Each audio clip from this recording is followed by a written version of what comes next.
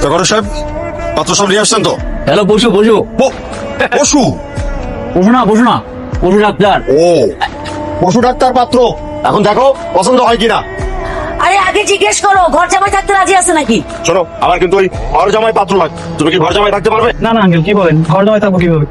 ঘটক, আমি তোমার বলছিলাম না যে আমার ঘর জামাই পাত্র লাগবে? এই, চলো ভাই, আমার কাছে একটু বলেন না। আরে দেখলেন না, ডাক্তার ইঞ্জিনিয়ার পছন্দ হচ্ছে না, আর তুই তো সালা ড্রাইভার। ওনাদের তো ডাক্তার ইঞ্জিনিয়ার দরকার নেই, দরকার হচ্ছে ঘর জামাই। আর আমার ঘর জামাই থাকতে কোনো অসুবিধা নেই। আরে তুই রাজি হলে তো হবে না।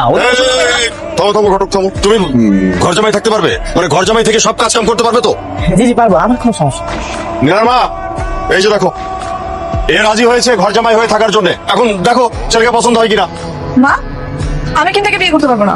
ও একটা ড্রাইভার। ড্রাইভার কিছু লেখাপড়া না করে কি ড্রাইভার হয়ে যায়? বিয়েটা তো আমি করবো, তাই না? আমার পছন্দ হয়নি। পছন্দ হয়নি মানে?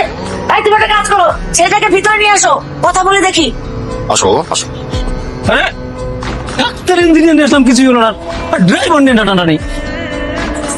ঠিক আছে ঠিক। আরে এখনো বিয়েই হয়নি, অথচ আমাদের পায়ে হাত দিয়ে একেবারে সালাম করছে। সে ভালো ছেলে। এমন ভালো ছেলে আজকালকার যুগে কোথায় পাবি বল? তোমরা থাকো তোমাদের ভদ্র ছেলেকে নিয়ে। বাবা তুমি কিছু মনে করো না, বিয়ের পর সব ঠিক হয়ে যাবে। ভাই সব তো ঠিকঠাক, আশা করতেছিস? ভাই আপনি বলছিলাম না আমি পারবো, দেখছেন? ঠিক আছে ঠিক আছে, আজকে আমি তোর মিষ্টি খাওয়াবো। তোমার পরিবার থেকে আর কেউ আসেনি? আমার বাবা নেই, এক মামা আছে, উনি বিয়ের দিন থাকে। তাহলে আজকে আপনার মামা আসলো না কেন? মামা চাকরি করে তো, ওনার শুধু শুক্রবারে বন্ধ থাকে। তোমাদের বিয়ের দিন তোমার মামা থাকে? আপনার গুরুজন, আপনারা যেটা বলবেন সেটাই। কথা শেষ হলে আমরা উঠি, আমি বাসে যাবো। আঙ্কেল, আমি কি তাহলে বিয়ের প্রস্তুতি নিব? হ্যাঁ অবশ্যই, তুমি বিয়ের জন্য প্রস্তুতি নাও। চল।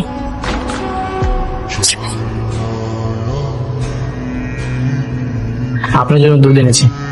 আমি কি আপনাকে বলেছি দিলাম তো?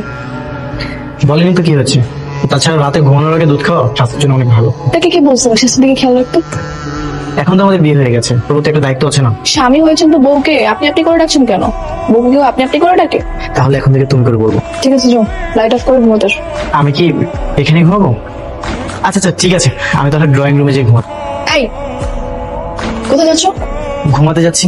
পাশের রাতে বউকে রেখে কেউ ড্রয়িং রুমে ঘুমাচ্ছে? আচ্ছা ঠিক আছে।